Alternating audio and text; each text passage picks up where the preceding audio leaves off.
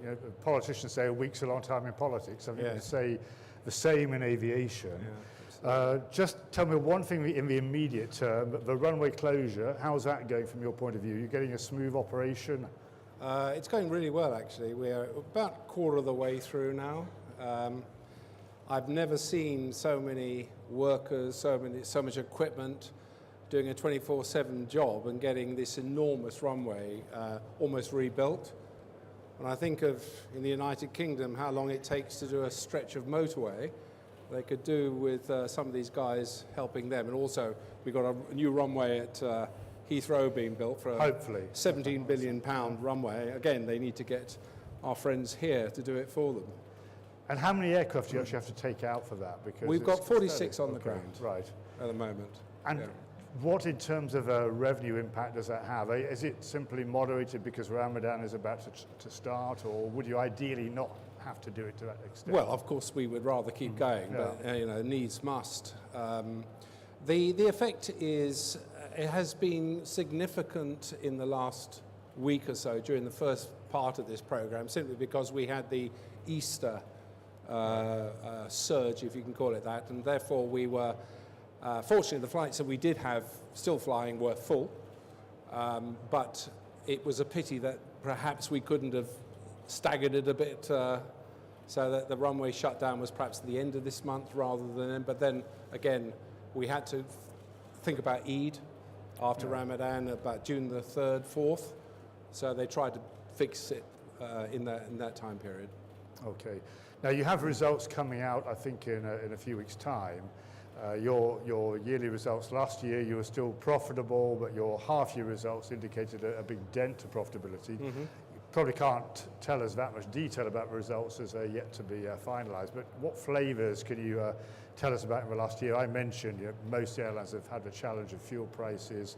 There's certainly been geopolitical factors in this part of the world. Yes, you mentioned fuel, you mentioned currency, geopolitical factors. These are headwinds that we've had to face as Emirates, but the whole industry has.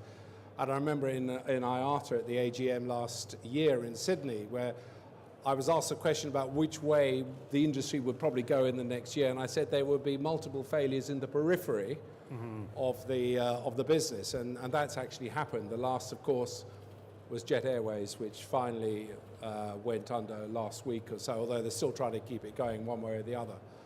So it's not been easy.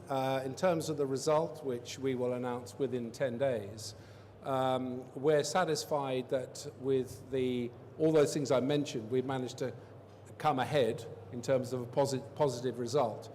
And the group, although it's not as good as it has been in the past, is actually not a bad positive result. Well, as you say, you've had those external factors working against you, fuel in particular. And I was looking back through your 10-year results, and profitability, if I'm not mistaken, has been there every year at a different level, as you said.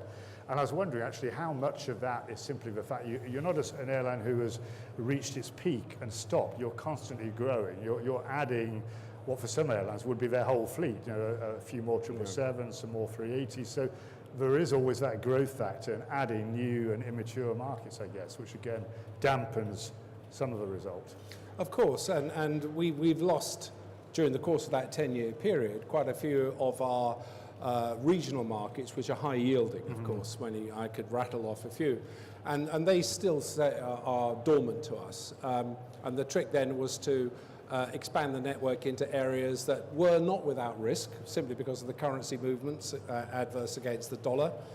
But nevertheless, we've had to keep going. We haven't been growing at the pace that we used to because of the geopolitical issues in the region and elsewhere.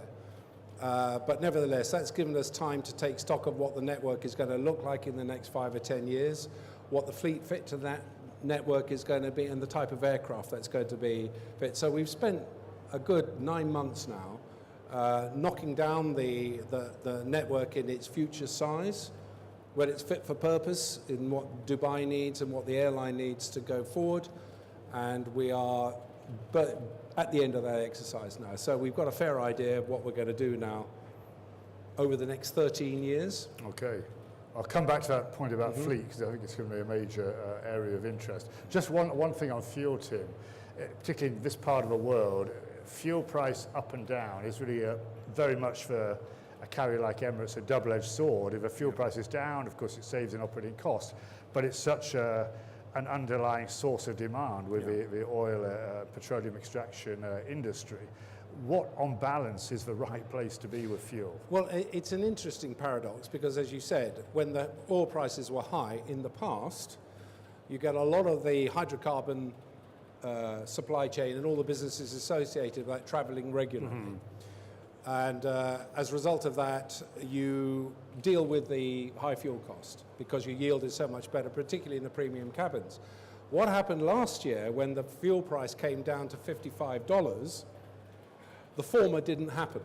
So we didn't get a kickstart in the hydrocarbon industry because I think the investors were taking a rather jaundiced medium to long-term view as to whether they would get back into hydrocarbons or just wait and see.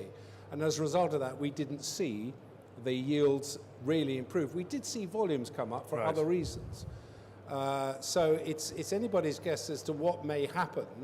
As you say, it's like a yo-yo. We're having to manage what we do. In October of last year, fuel was interplaying at about 180 cents. Today it's 205. In May it'll be 218. So you can see the swings that have got to we have to deal with, and each cent of increase has a major impact on the bottom line. So, you know, and I think not easy.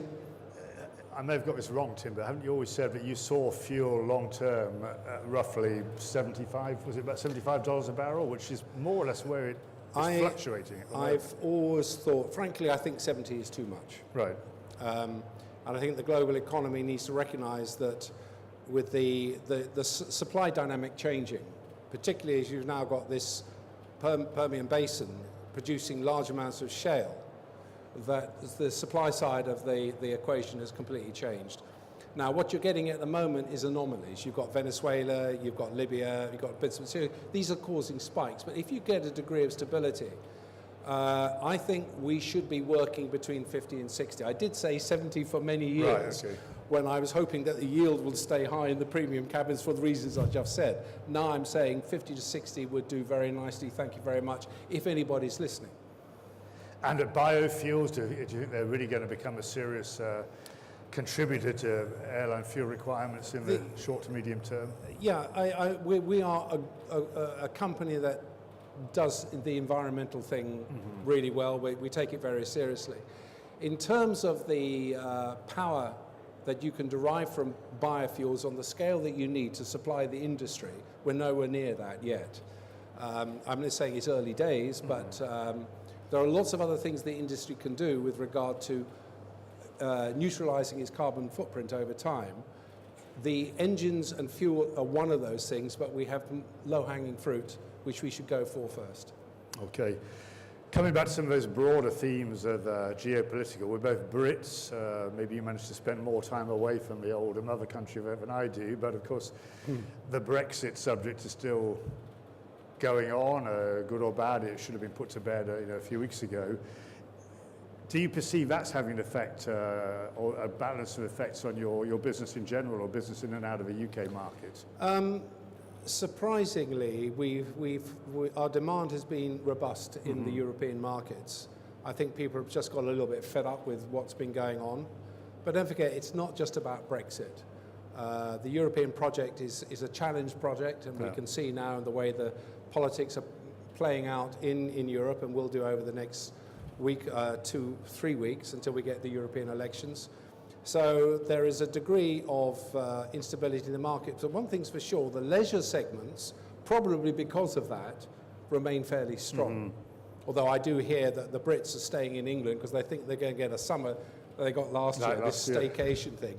That's not evident in our forward bookings. We're looking at a very robust set of figures for June, July, August and September.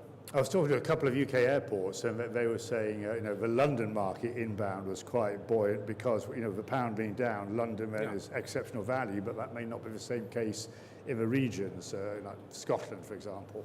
Well, actually, with our Edinburgh flight, which we opened in September of last year, we've just put the 380 into Glasgow. So we're now the national carrier of Scotland. I think the fact that we've done that, Yes. and the response has been particularly strong. So the Scottish markets, both sides, Glasgow and Edinburgh, are doing well, and I think they're going to continue to do that. Well, it's interesting because when I saw you put the 380 on Glasgow, I thought that was a temporary thing while the runway closure was in place and reducing from 2 to 1 a day. But you've actually got it on, I think, till beginning or end of September. So you're giving it quite a good run. We'll watch how it goes. So far, so good. And Edinburgh, as you say, has joined the pack in Scotland, and that hasn't diluted Glasgow. No, there's been a certain amount of shift. I mean, people have never in Edinburgh really liked to go to Glasgow to pick up flights. We know about that. So they will be very pleased to take up the Edinburgh slap. But nevertheless, Glasgow was growing so that we put a second flight on, and now we changed one of those into a 380. So good story so far. Absolutely. Other challenges, US-China trade war, a bit of a movable feast. It seems to have quietened down. It seems like maybe progress has been made between the two sides. Is that something you see in demand figures, especially for business travel?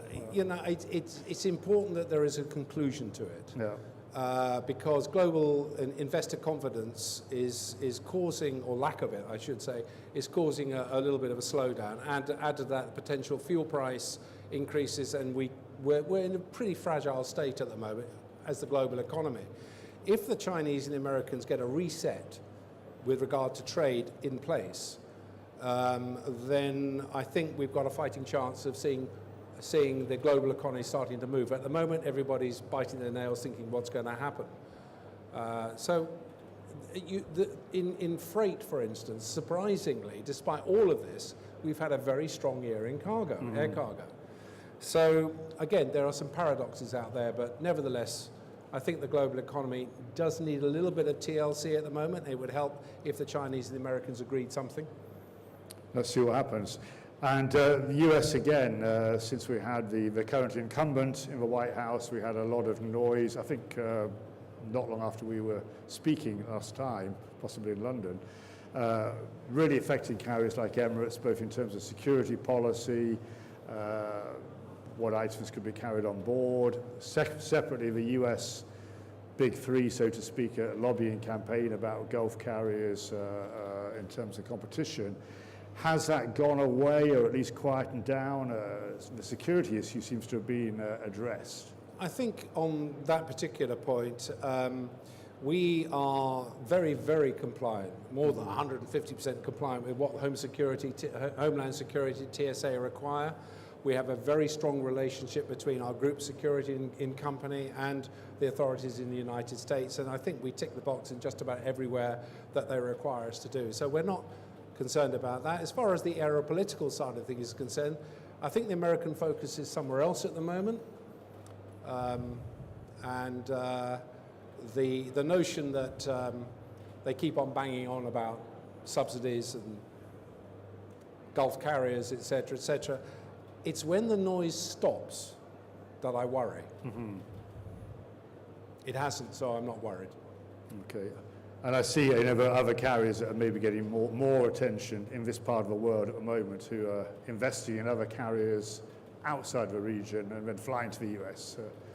So maybe that's drawing some attention. Well, that's the refocus. Yes.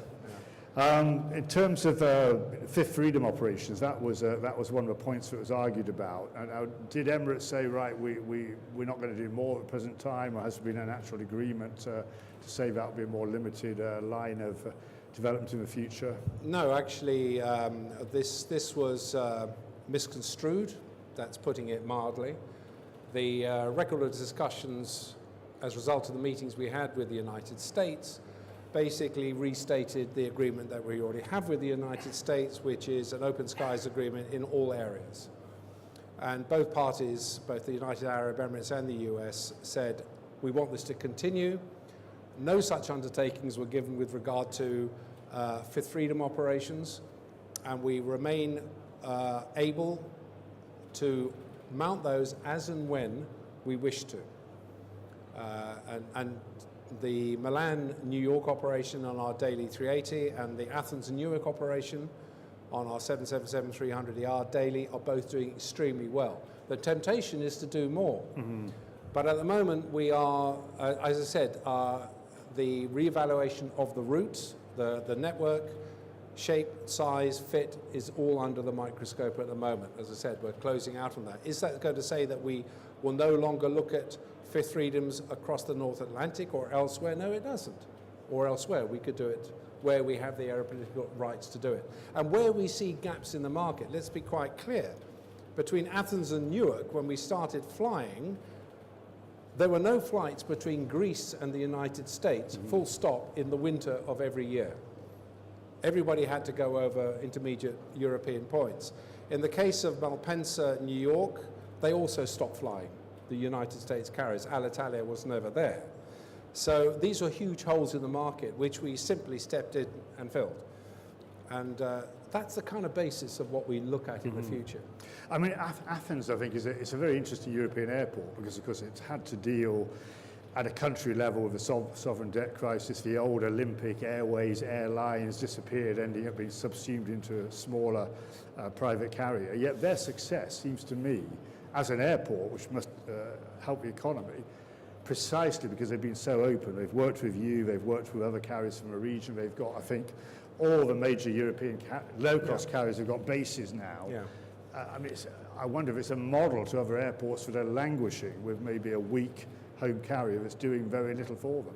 I think that's absolutely right, and there are other examples that follow the same kind of model. The multiplier effects, economic multiplier effects of civil aviation on a country such as Greece or others is clear, measurable, and has been spelt out in many, many ways in the past.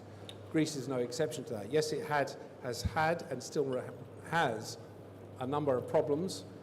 But as you rightly say, they saw the light with regard to the aeropolitical access, realizing that people, foreigners, tourists, business drive the Greek economy. So it makes a lot of sense to invite as many as they can get in to do just that. And that's where they've been very successful.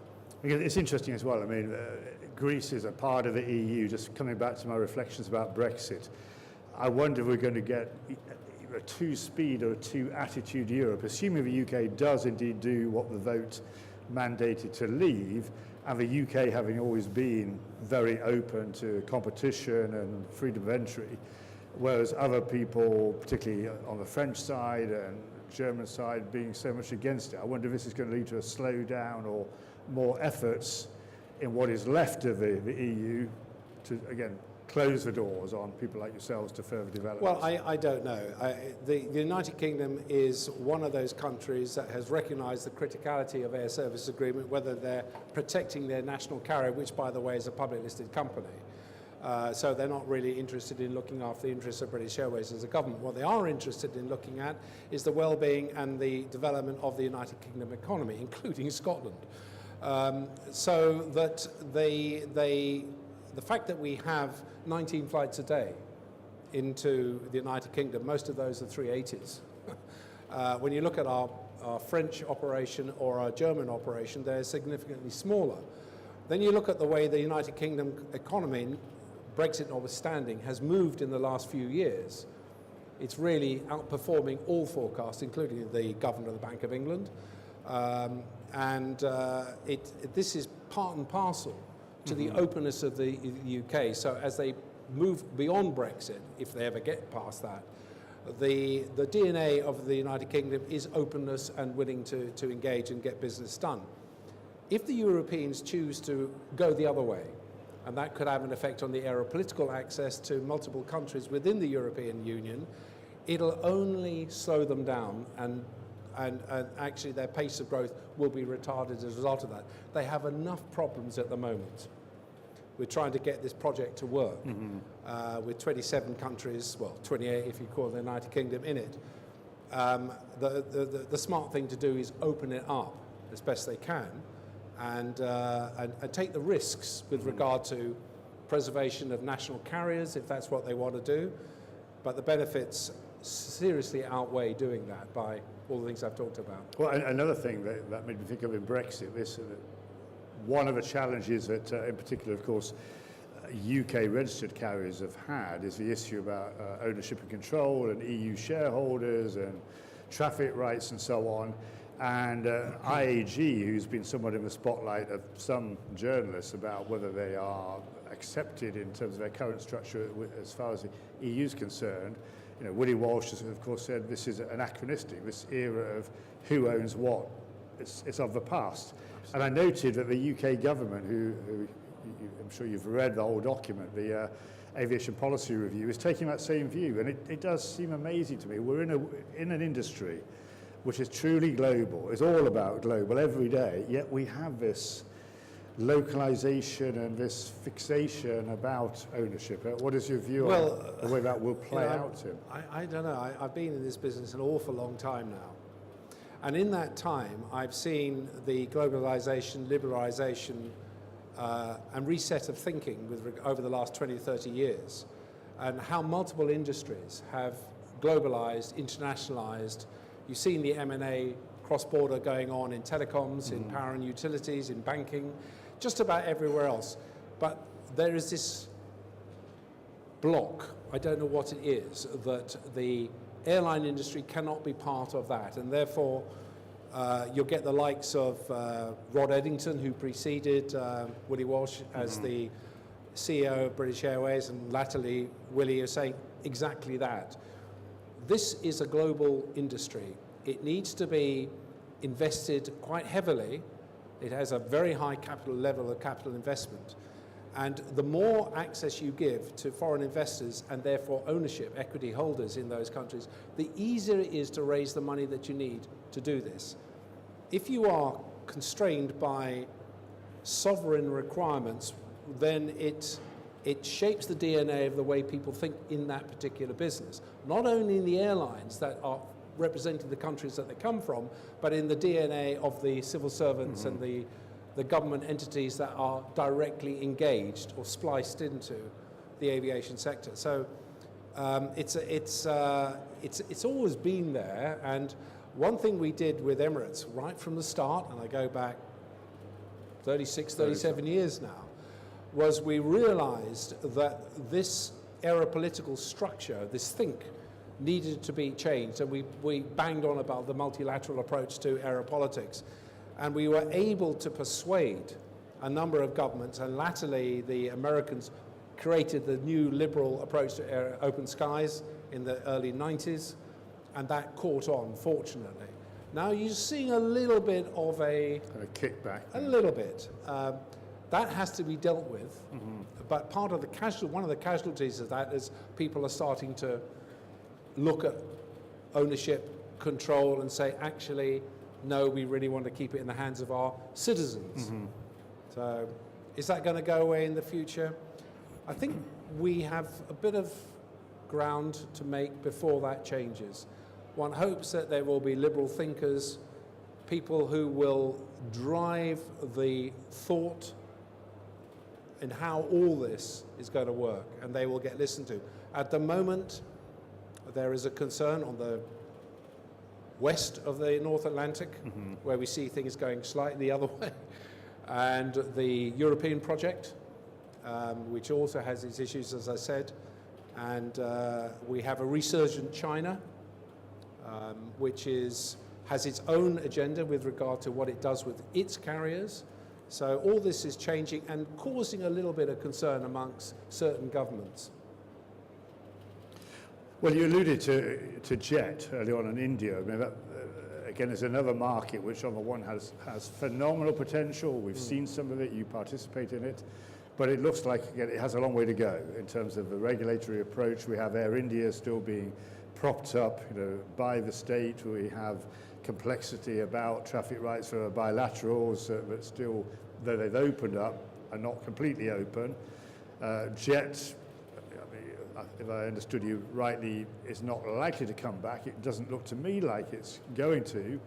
But I think I was reading Thierry was quoted the other day saying, well, we're up to what we're allowed to do bilaterally. Yeah. I saw BA is going to put some extra Mumbai frequencies on London by taking capacity from elsewhere.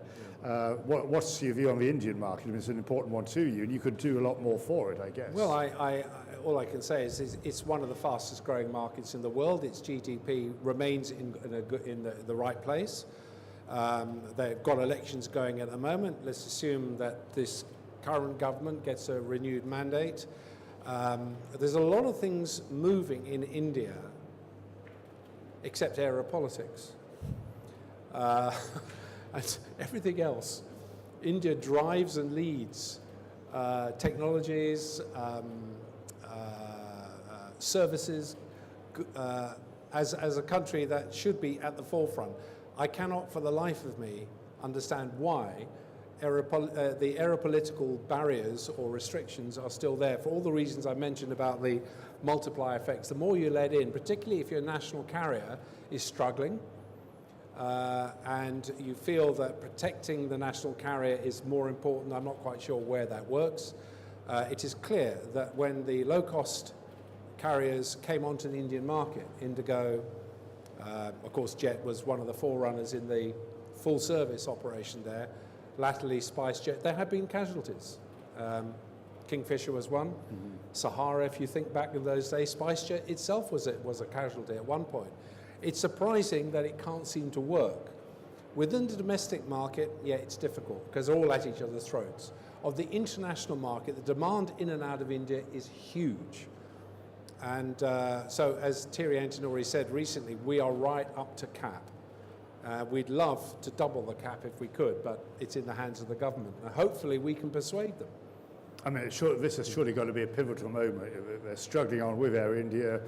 Jets, nobody's interested to go in. Well, assumedly not. We'll see in the next few weeks.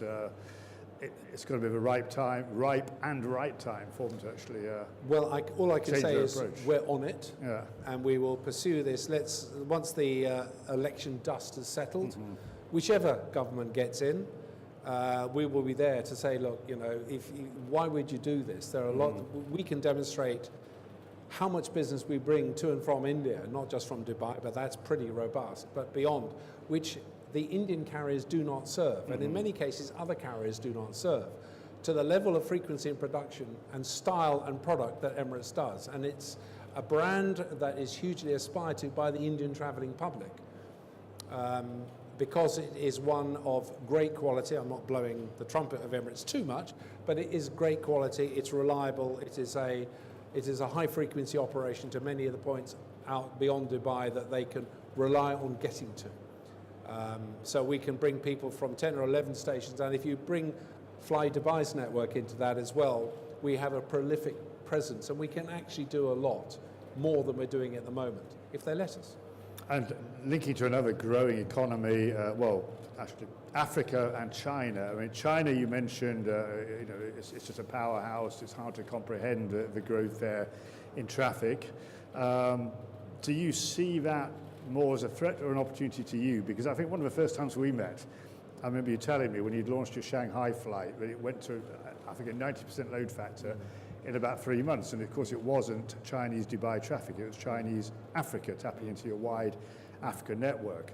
But do you worry in any way that you may see, as the Chinese airlines develop themselves, traffic bypassing Dubai, or do you think the market has just got so much growth potential in it that you can continue to benefit whatever direct capacity they Well, put in? I'm of the latter view. The growth of the Chinese market outbound is quite extraordinary. In the multi-segment, multifaceted side of all the demand segments we're facing, leisure is one, which is huge. We are restricted to a number of cities and, of course, a number of flights, and we have been trying to persuade the Chinese to allow us more cities with more flights, simply because the pie is growing. Now, when China was running at a GDP of 16% 5 years ago, this was unheard of in any kind of economy on the planet. It's now running at 6, maybe 4, but when an economy the size of China runs at 6%, that's an awful lot of goods and services and activity going on. And that meant people are going into China and out of China. So the Chinese government recognized that really the Chinese carriers needed to do a better job internationally. They also had embarked on a huge airport building program which facilitated the growth, and that continues apace. So you are seeing more Chinese carriers coming out of China, going to places that we do bring people to. Does that mean that it's a diminishing cake, or the cake is remain the same? It's not. It's a growing cake. Now, if this One Belt, One Road initiative kicks in to the level that the participants wish it to, that'll engender an awful lot more of goods and services and trade between the countries involved in the One Belt, One Road scene and China itself, and amongst themselves. So, you know, I remain optimistic that, notwithstanding the comments I made about the global economy earlier, this is one thing plus a reset with America that may actually push the global economy into growth again. And Africa, very different. I mean, a vast population, but you know, we could just talk the rest of the day about the challenges in terms of the politics, the infrastructure, the lack of will, and certainly lack of open skies there. But often between African countries, where the complaint out of Africa is, well, if I want to go from one city in one country, I've got to go via Dubai to get to another African country, or via the UK. Yeah. Are you optimistic Africa, now that the African Union is getting behind a liberalised approach and supported by people like IATA, we might start to see some progress on that continent too? Well, I can't speak for infra-Africa. Yeah. They, irrespective of the good words coming out of the OAU and everywhere else, when it actually gets down to brass tacks, and I say Kenya wants to do an aeropolitical deal with Guinea, you get difficulties. So they have been talking about this for many years, and the Africans that wish to do business outside Africa and within Africa. Outside Africa, there are airlines like ourselves who will take them to the markets, shift their goods and services with our cargo operation as well. Within Africa, you're absolutely right. They're still going from Johannesburg to get to Lagos over Dubai and other places. Is that going to change? Much will depend on them. They can only control their own destiny. Walking the talk is important. And once that happens, you see the likes of Kenya Airways, Ethiopian, internationalizing their business models, not dissimilar to what we're doing at the moment with Emirates, although, you know, one assumes that eventually they'll get themselves onto commercial, profitable footing without the government support. But their thinking is right with regard to where they are in terms of meeting the demands of the African nations, as well as where the markets are and what's being delivered. So it's an interesting one, Africa. It's still very high yielding. It's still problematical in certain areas for the reasons that you've said. And you go there with your eyes open. Operations are not easy. Airport operations are difficult. Crew accommodation downline in some of the cities we fly to are not without risk. So we have to de-risk that whole situation before we enter these particular routes. But as far as demand is concerned, very strong, good yields, and strong in cargo. And I guess whether it's China, India, or Africa, you hear airlines on all of those continents sometimes say, well, the Gulf carriers or European hub carriers or whoever are eating our lunch. But I guess the issue there, without repeating what we said, is more of a regulatory environment. They're shackled by a bad regulatory environment, so even if they want to, with few exceptions, they can't get on and, you know, fight back in their own capacity or take what they would see as their biggest share they could have. Yeah, it's a difficult one. I mean, I can't speak for the African carriers. They've got a lot stacked against them. Their skies are open on a reciprocal basis. They can fly to Europe as much as the European carriers or the Gulf carriers can fly to their countries. If the opportunity is not taken, it's likely that others will take them. But at some point, you need to fight back. You need to sort of sort out what your airline is going to do, what you want it to do for you, and take the risk and get on with the job. If you continue to retreat from markets and retreat from competition, in the end, you'll get nowhere, and you'll end up with no airline at all. One saw it in Ghana, one saw it in Nigeria, and other places on the African continent. Nigeria should have its own airline and be a very profitable one, given what's should be going on there. Equally, Ghana should. There are many countries there that could form an airline, focus on what it is that the airline should be doing for them, create a set of products that are compatible with their competition. Just get on with the job. But there are other forces at play. You mentioned network overall, Tim. You've been, still are putting it through the microscope now. You're pretty clear about what you want to do over the next 13 years. Any other more broad points worth bringing out at this moment on network that you would like to mention, or perhaps you would prefer not to mention? Not really. I can't really divulge what we're up to, because there are lots of people. In the old days, nobody was really interested. Now everybody's interested. So we have to be a little bit circumspect about what we disclose.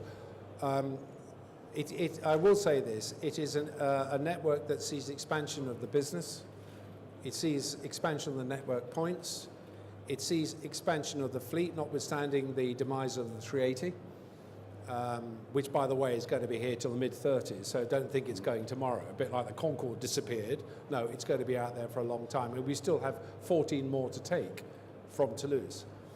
But I think we're going to hone what we do at the hub to try and improve the way we handle our passengers at the hub, given that we have enormous competition with the likes of Changi. Turkey have just opened, one of our friends in Etihad are just opening their midfield airport either this year or next year, I'm not altogether sure. So we've got to do better at the airport, and we will be employing technology to, as rapidly as we can. Biometrics is the de rigueur at the moment with regard to airport operations, and I would like to see that advanced and enhanced and accelerated so that the elapsed time that people transiting the Dubai hub are compatible with some of the other competing hubs. So we've got to do more work there, and how we organize the hub and how we at the same time keep the unit costs of operating the hub in equilibrium going forward is vital to us. So what we're trying to do is maintain and grow our network, make it easier in the heart of the network, the hub to work more smoothly, and I think we've made great strides in that, and get the thing more cohesive, because we have a lot of competition around us, and a lot of money being thrown at those entities around us, so we've just got to be smart about what we do. What about, I mean, you've mentioned before, and we've discussed long haul, low cost. I remember you talked in the past about, somebody could have got an A380 and put 800 and something seats and had a fantastically low unit cost. So far, nobody's done it, not even the one charter operator, but we're seeing more long haul, low cost, and it seems to me, there's no doubt it's a customer success. But nobody's made any money out of it so far. I mean, AirAsia X has been through different management teams and on routes, off routes. Norwegian is still battling on against a whole host of challenges. We've seen some smaller European ones, most recently WOW, go to the wall. Do you see that one being more of an incursion into your traffic? And do you think somebody is going to get it to a profitable basis of operation? Look, it's early days. You've got the likes of Scoot in the east. Yeah. You're right about Norwegian. Norwegian is a carrier that the model is perfectly okay. It's the tools that they use for the model and the cost of those tools which are probably going to affect what they're doing, and we've read all about that. Is the long-haul, low-cost business model one that is workable? Yes, I believe it to be. Is that, notwithstanding the price of fuel, because this is seriously damaging.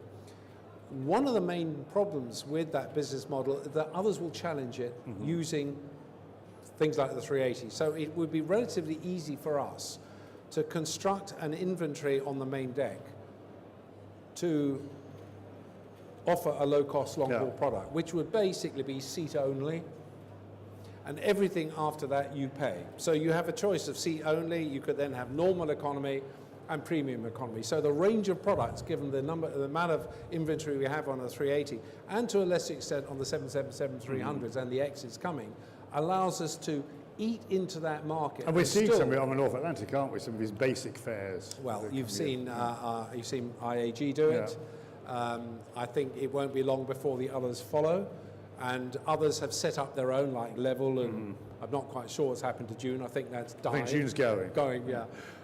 That didn't work because anyway, we won't talk about that. But the fact of the matter is there are ways and means of doing this, which is why I've always been such a believer in the 380, in that it has enormous versatility to create a suite of products that meet the demand of the segments that have come to the travel industry over the last 20 years. In the old days, it was fairly channeled, and certain segments you relied on them to do it. Now there's the 7 billion people. Not all of them will be able to travel by air, but when they get going, watch out. You've got to be ready for them. Now, you mentioned in that line of discussion about the 380. We can't not dwell a few more minutes on that fine aircraft. Now, you've always been a fan. Without, I suppose, in reality, both ways. Without the 380, Emirates wouldn't be where it is today. Without Emirates, the 380 would not have got to the level of success in the market that it's had from a customer point of view. But finally, it was yourselves, you could say, who dealt the death knell to it when you revised your order and switched to 350 and 330s recently, reduced the expected backlog. I mean, as you said, it's no doubt a popular aircraft. For you, it's always seemed the economics work extremely well and will continue to do so. And I've always also bought into the hypothesis that Airbus has used about airports becoming full, particularly out in Asia. Yeah. And if you want to move more people in on one slot, you're going to have to use a 380, but it hasn't happened. Do you still think this is because of conservatism in airline boardrooms, or is it that if we go back from when you first ordered the aircraft to today, we're worlds apart in what else is now available that wasn't available at the time? The big twins, the intermediate twins, and the engine efficiencies that have come with that. In answer to the first point, is there a place for the 380 in the future? Is airport constraint? Are airport constraints going to be something that the airline industry has got to deal with? If you accept the IATA forecast and demand, we've got 300 to 400 million passengers a year, passenger segments, coming to the business. So if you roll that out 10 years, do the maths. This cannot be dealt with within the primary hubs that people wish to travel to. And the 380 was the obvious answer for that. So I remain convinced that certainly in the next 3, 5, 7 years, this aircraft will, unfortunately, can I say it, because it's come into its own. Today, Emirates has 6 380s flying into Heathrow. They are full. In the fullness of time, those 380s are going to be replaced by 777-9s, which are 360, 370 seaters, as against 517. They won't come until the 380 has to be removed by the mid-30s. So here we are, with demand growing along the lines that I've said, particularly after the stronger the European economies, say the UK, and there will come a time, because slots aren't available, that we actually in 15 years have to downsize by as much as 30%. And if you do a linear extrapolation of demand for the flights that we have, we should either have aircraft that are 1,000 seaters or have 12 slots at Heathrow. Both are not going to happen. Now, what does this mean? It means that the cost of airfares will rise as supply is restricted, and therefore for the travelling public who've never had it so good over the last 15 years in terms of the affordability of airfares, that may change as this conservatism kicks in. And that's a real pity, because it's not just about the airlines themselves, it's about, as I said earlier, the multiplier effects on business, on tourism, on all the pillars of economy that rely on something like air transport to drive a lot of the things that go on. As far as the 380 is concerned, one of the reasons we took the decision to question whether it was going to be about whether it was going to continue in our fleet, if you roll back the clock to 2013 when we ordered our last 50, the first tranche of 25 were due to add, which is what we've done. The back 25 were to replace and renew the same thing. And at the time, we were promised by Airbus a new aeroplane. Aerodynamically, it was much more potent. It had a finessed wing. It had new propulsion. It was much lighter. For instance, the fin, the tailplane, was reduced in size. So we had an aircraft that I thought was going to deliver between 10 and 13% reduction in the cost of its operation. Rolls-Royce equally were there to help us out in trying to improve the engine that we bought. Unfortunately, none of this happened. And what we were left with was a continuation of the aircraft that had been essentially designed and built in the late 90s and the early part of the last decade. And going forward, bearing in mind that we have the new twins coming out and latterly the new single aisles, we saw a mismatch in the way those aircraft performed in the sweet spots of their aerodynamics, propulsion, and therefore the bottom line is against what the old 380 was doing. So if you measured the unit cost per seat mile, seat kilometre, on the new twins as against the 380, he was out of line. That required us to be smarter about increasing and improving the quality of the business on the 380. And we've been particularly successful at showers and bars. It's all done for a reason. It's not a vanity project. We've done that because it is certainly paid back in many ways. And we continue to do that and will continue to do that. But the other thing that was worrying me personally was its environmental footprint. To have an aircraft that was designed and built using propulsion technology of the late 90s, early 2000s was not going to pass muster with regard to the concern we have about getting our environmental footprint down. And it would be very difficult for us to stand up in 2027, 28 saying we were using engines that were designed and built in the mid 2000s, etc. So all this suggested that we needed to chart another course, unfortunately. But nevertheless, we will continue to operate those aircraft for the next 15, 20 years. Unless, well, I can only say if I was there, yes. But they'll have to have a wheelchair up to them, I think, or a ramp, somebody to get me in there. Yeah.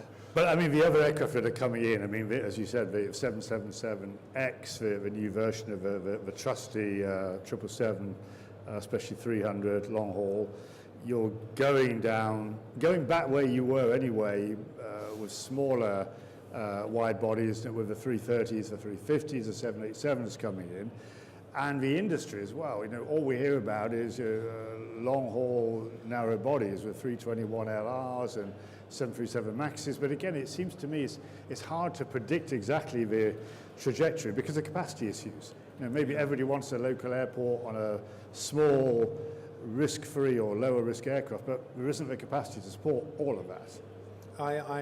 I agree. What can I say? I can only say that after the great financial crisis of 2007, 2008, 2009, the mix of management and boards in the airline industry changed. And there was a whole approach which was de-risk the business.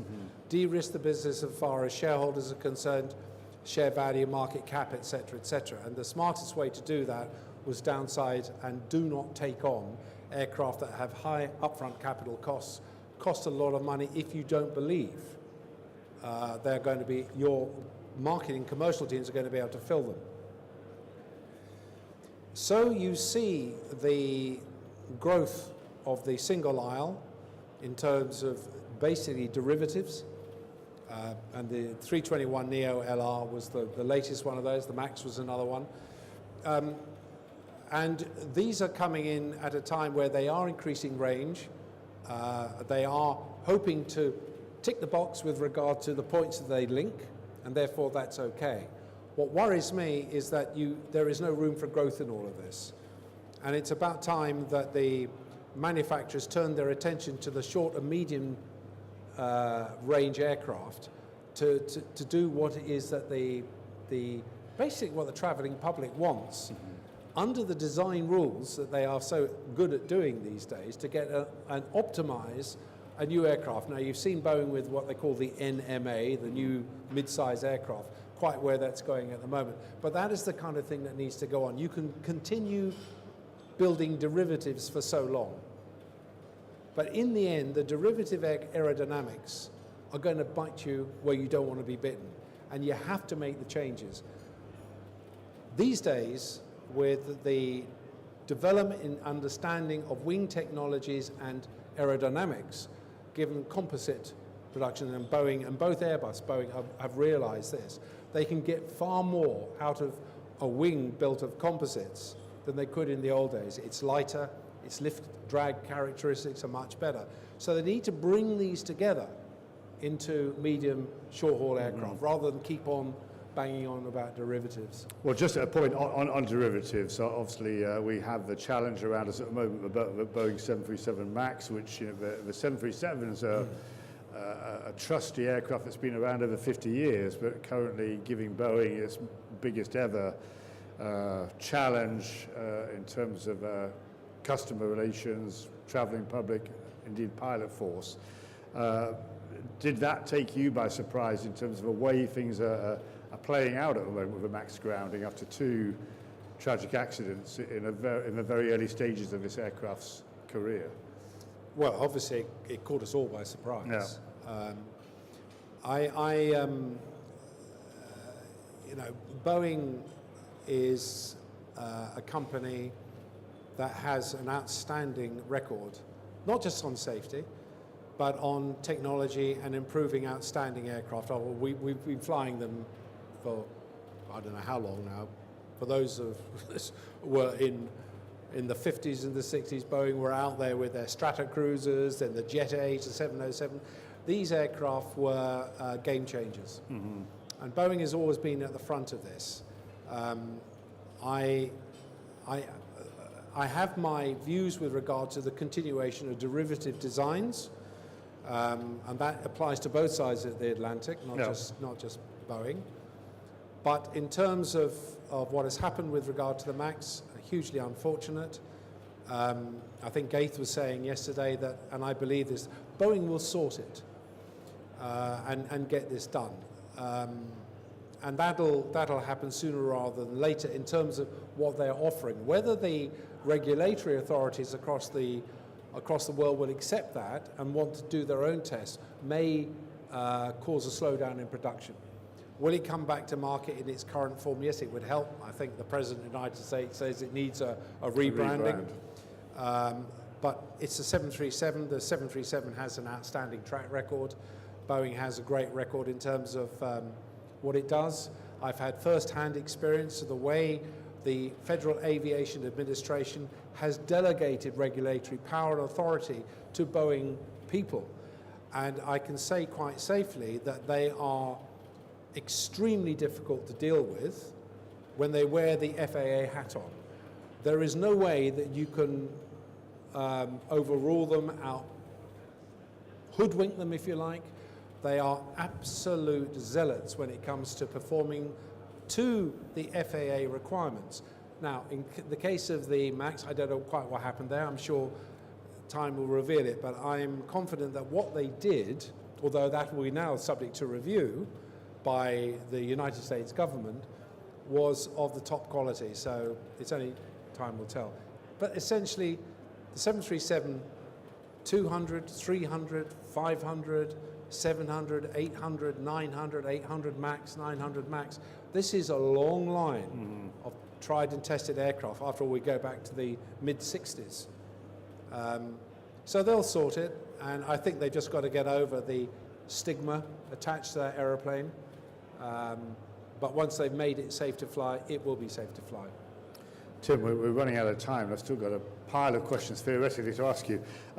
Just 2 other important areas. Your own partnerships. So you mentioned Gaith just now, Gaith El Gaith, CEO of Fly Dubai. That seems to be flourishing. These 2 airlines, Emirates, yourselves, and Fly Dubai, both had very different missions in life and were trading really quite distinctly. But this coming together, where relevant, seems to have been very positive. I've seen some of the traffic figures, the new journey permutations available to customers.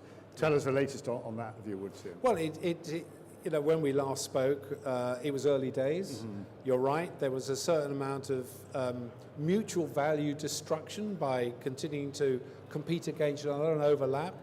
I think when we all realized that had to change and that by complementing each other, the flows of traffic would open.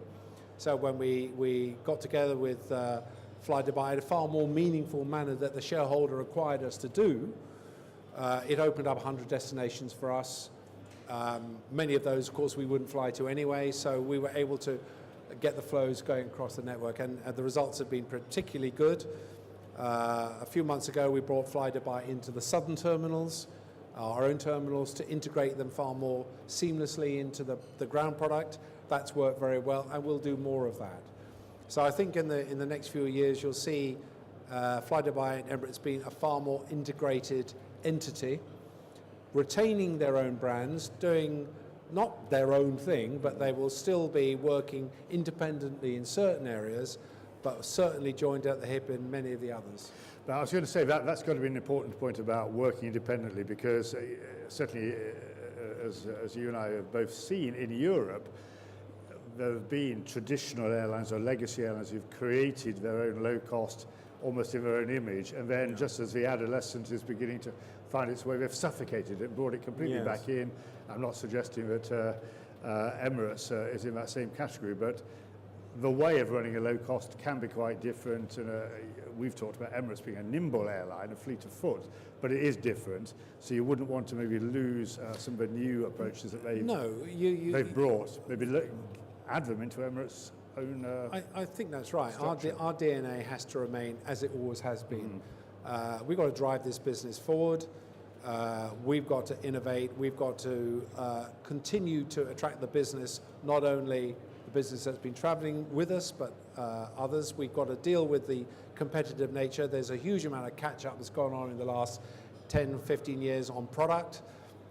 So we've had to keep on out there. It's something we love doing. I mean, personally, I just spend hours and hours trying to think of new products for the cabins and the ground, et cetera, et cetera. It's hugely interesting. In terms of Fly Dubai, you've got a bit of a hybrid low cost because they have a very good business class product. They have lie flat beds, which when the two came together, it was far more easy to market and price and bring the commercial marketing teams together to make these two aircraft work completely, airlines seamlessly. At the same time, they do their own thing. The brand of Fly Dubai is particularly strong in the region, and I'm quite sure that's going to expand as we do. So, all good stuff at the moment.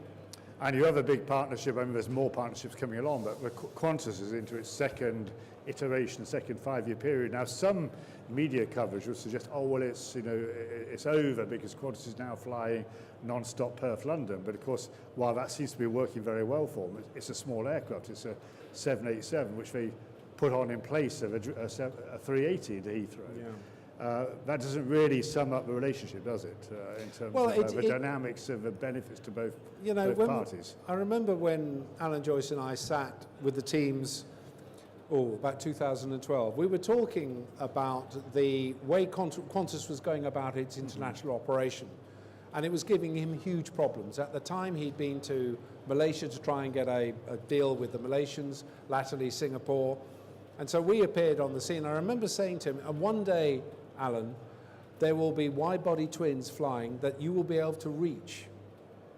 A bit like that, lager advert. Parts of Europe that others will not be able to reach. And in those days, I had in mind the 777-8, which I believe would be able to operate Sydney to the southern European points, possibly even Paris and Frankfurt, without stopping. More recently, the 787 came to market. And that has done exactly what we said would happen, and he kind of liked that.